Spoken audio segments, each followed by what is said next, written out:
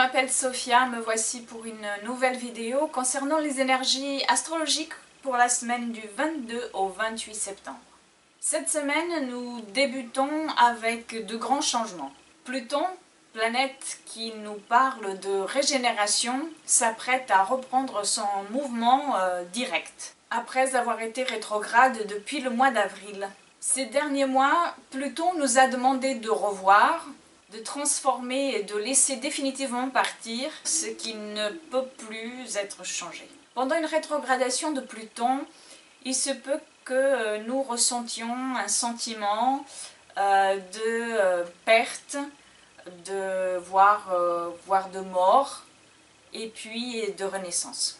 Comme si notre être nous demandait de faire table rase de ce qui ne peut plus nous aider à avancer. Et ceci même si nous le voyons ou nous ne le ressentons pas comme ça au début, car c'est souvent douloureux.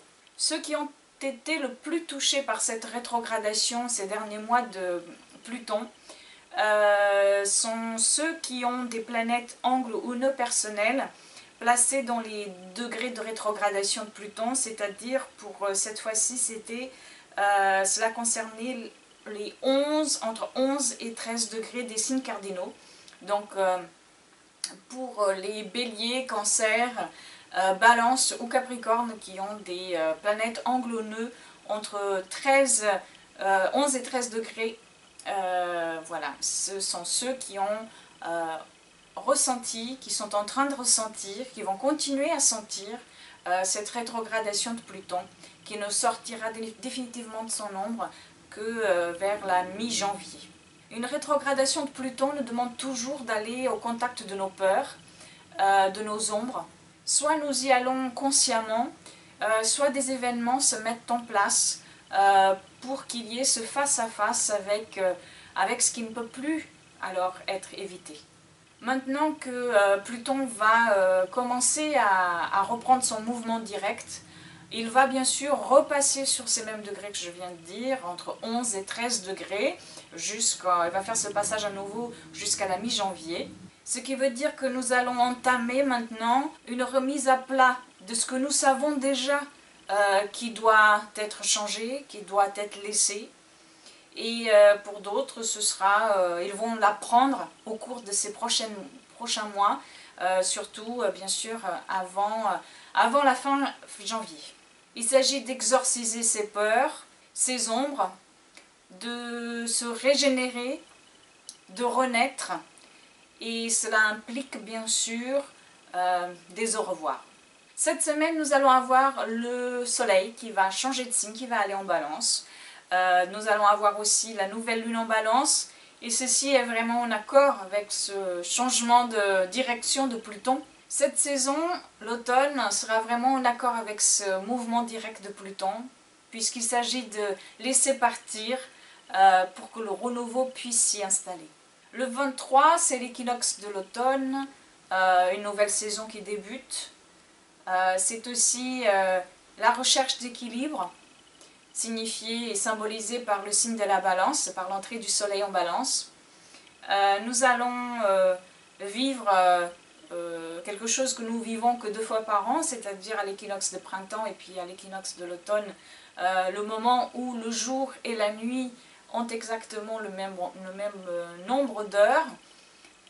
Donc il s'agit vraiment d'entrer dans l'harmonie, la recherche d'équilibre, la coopération.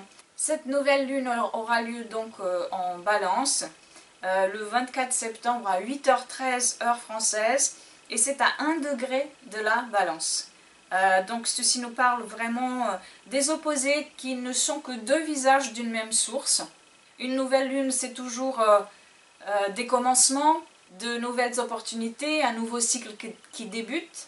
Mais quand cela se passe dans les tout premiers degrés d'un signe, donc cette fois-ci ce sera à 1 degré de la balance, cela signifie encore plus, il y a encore plus ce sentiment de nouveauté, de commencement, de début qui est encore beaucoup plus ancré parce que c'est vraiment le début d'un signe. Donc nous devons être prêts à entrer dans ce changement, dans cette nouveauté qui veut venir à nous. Avec le soleil en balance et cette nouvelle lune en balance, ce sera donc un moment surtout pour ne pas négliger l'autre, pour ne pas se négliger soi-même. Il y a une harmonie qui doit être véritablement trouvée. Pour certains, ce sera entre leur vie professionnelle et personnelle. Pour d'autres, ce sera trouver l'harmonie entre leur vie amoureuse et puis leur vie familiale. Pour d'autres encore, ce sera le besoin de trouver un sens à ce qu'ils font, à ce qu'ils sont, et de pouvoir intégrer cela dans notre société d'aujourd'hui qui n'est pas vraiment ouverte à tous ceux qui souhaitent sortir du rang. Cette nouvelle lune, elle est imprégnée de ce besoin d'indépendance. Je vous dirai pourquoi.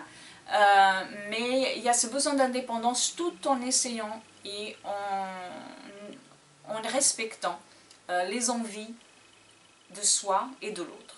Ce besoin d'autonomie, ce besoin d'indépendance et de liberté qui nous est apporté par Uranus sera très présent dans cette nouvelle lune parce que il y aura un très beau grand triangle de feu qui sera présent au moment de cette nouvelle lune. Ce sera un triangle de feu entre Jupiter, Mars et Uranus. Et il y aura aussi ce trigone très fort entre Jupiter et Uranus, surtout le 26, même si cela dure plusieurs jours avant et après. Tout ceci nous demande véritablement d'avancer, d'agir, et avant la fin du mois de septembre, tout ceci sera très favorable. À partir du 4 octobre, Mercure entrera lui en mouvement rétrograde, donc les choses vont, je ne dirais pas qu'elles ne vont pas avancer, mais en tout cas tout ce qu'on aura débuté avant le 4 octobre, nous pourrons continuer dans notre élan. Il faudra essayer de ne pas débuter quelque chose de neuf, de nouveau à partir du 4 octobre, je vous en parlerai la semaine prochaine. Donc Mercure sera à peu près en mouvement rétrograde pendant tout le mois d'octobre, pendant presque tout le mois d'octobre. Et ce grand triangle de feu entre Mars, Jupiter et Uranus n'est pas véritablement exact au degré près, mais les énergies sont là, elles sont très fortes. Donc continuons ce que nous avons débuté déjà. Des changements sont à l'horizon. Des opportunités peuvent véritablement venir d'endroits dont on ne se rappelait plus, des opportunités nouvelles qui viendront de choses qu'on n'attendait plus ou pas du tout. Cet aspect entre Uranus et Jupiter n'est que le premier. Il y en aura d'autres l'année prochaine quand Jupiter sera en mouvement rétrograde lui aussi. Voilà, ceci c'est le premier qui viendra nous donner un aperçu déjà de ce qu'on peut faire, de ce qu'on peut mettre en place. Avec ce beau trigone, l'optimisme sera véritablement de mise. Il s'agit d'incarner nos idées, de les rendre valables, d'investir solidement dans ce nouveau sens que nous avons trouvé, ou que nous sommes en train de trouver.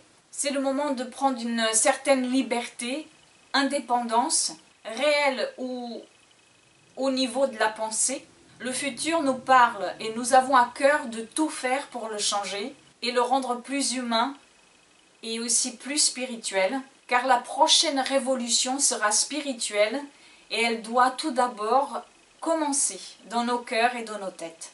Cette nouvelle lune est porteuse d'énormément de choses, pas uniquement d'espoir, mais d'une grande énergie constructive. Ce grand triangle de feu bénéficiera tout d'abord, bien sûr, les signes de feu, Bélier, Lion et Sagittaire, mais aussi tous ceux qui ont des planètes angles ou nœuds personnels entre 7 et 15 degrés de ces mêmes signes. Voilà, vous pourrez aussi ressentir ces énergies plus fortement. Pour finir la semaine, nous avons Mercure qui va entrer dans le signe du Scorpion. Ceci va nous rendre plus curieux et accentuer notre côté enquêteur, chercheur. Nous voulons comprendre les choses véritablement avant de leur trouver un sens. Nous voulons savoir de quoi on parle avant de prendre une position. Nous voulons pénétrer dans les profondeurs de ce qui nous paraît au prime abord superficiel. Avec Mercure en Scorpion, on va vouloir aller chercher, fouiller dans ce qui est caché, vouloir dévoiler des choses qui ont besoin d'être dévoilées. Mercure en Scorpion, ça veut dire aussi un grand pouvoir de focalisation. Nous pouvons donc nous atteler à quelque chose qui nous tient à cœur. Il faut juste espérer que ce soit quelque chose qui nous autonomise, qui nous donne un pouvoir d'indépendance et d'autonomie, plutôt que d'entrer dans un schéma de pensée qui nous desservirait, qui nous asservirait. Avec Mercure en Scorpion, il y a un certain degré d'obsession qui doit être conscientisé, car au contraire, cela peut devenir très difficile à vivre pour soi et pour tous ceux qui nous entourent. Voilà, cette vidéo est maintenant terminée. Je vous remercie pour tous vos commentaires et pour tous vos messages. Pour répondre à une question que je reçois très souvent, oui, je propose des services astrologiques, des consultations astrologiques, des consultations aussi où je mélange les essences florales et l'astrologie pour fabriquer un élixir floral qui soit très personnalisé parce que je le fais par rapport à votre thème personnel. Donc vous avez toutes les informations nécessaires ici. Voilà, c'est mon site internet, vous pouvez y aller directement, regardez la page consultation, regardez aussi le type d'astrologie que je pratique. Et voilà, si cela vous intéresse, vous pouvez me contacter directement par email et nous prendrons alors rendez-vous. Je vous remercie encore une fois et je vous dis à la semaine prochaine. Au revoir.